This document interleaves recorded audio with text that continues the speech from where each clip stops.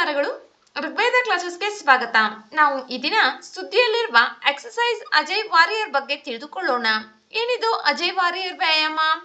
ಇದು ಯಾವ ದೇಶಗಳ ಮಧ್ಯೆ ನಡೆಯುತ್ತದೆ? ಇದು ಭಾರತ ಮತ್ತು ಯುಕೆ ನಡುವೆ ನಡೆಸಲಾಗುವ ದ್ವಿಪಕ್ಷೀಯ ಮಿಲಿಟರಿ ವ್ಯಾಯಾಮವಾಗಿದೆ. ಇದು ಇವಾಗ ಏಕೆ ಸುದ್ದಿಯಲ್ಲಿದೆ ಎಂಬುದನ್ನ ತಿಳಿದುಕೊಳ್ಳೋಣ.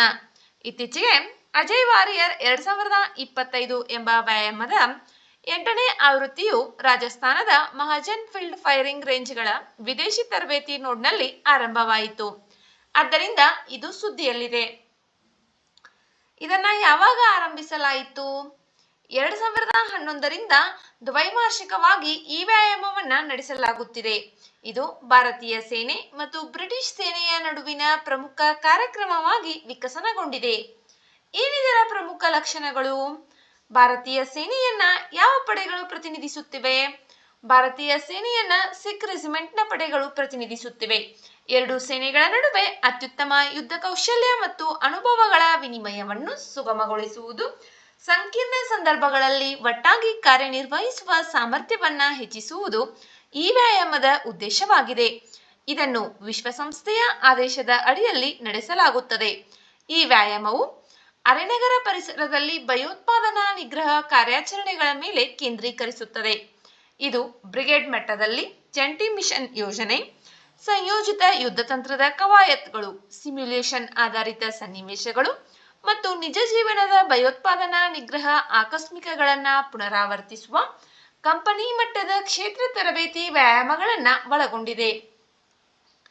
2025ರ ಆವೃತ್ತಿಯು ವೃತ್ತಿಪರತೆ, ಸಹಕಾರ ಮತ್ತು ಪ್ರಾದೇಶಿಕ ಸ್ಥಿರತೆ, ಜಾಗತಿಕ ಶಾಂತಿಗೆ ಬದ್ಧತೆಯ ಹಂಚಿಕೆಯ ಮೌಲ್ಯಗಳನ್ನು ಮತ್ತಷ್ಟು ಬಲಪಡಿಸುತ್ತದೆ. ಆದ್ದರಿಂದ 2025ರ ಅಜಯ್ ವಾರಿಯರ್ ವ್ಯಾಯಾಮವು ಮಹತ್ವವನ್ನ ಪಡೆದುಕೊಂಡಿದೆ.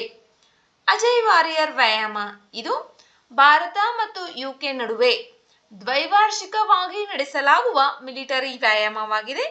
2025 ಇಲ್ಲಿ 8ನೇ ಆವೃತ್ತಿಯು ನಡೆಯುತ್ತಿದ್ದು, ಇದು ರಾಜಸ್ಥಾನದ ಮಹಾಜನ್ ಫೀಲ್ಡ್ ಫೈರಿಂಗ್ ರೇಂಜ್ಗಳ ವಿದೇಶಿ ತರಬೇತಿ ನೋಡ್ನಲ್ಲಿ ಆರಂಭವಾಗಿದೆ.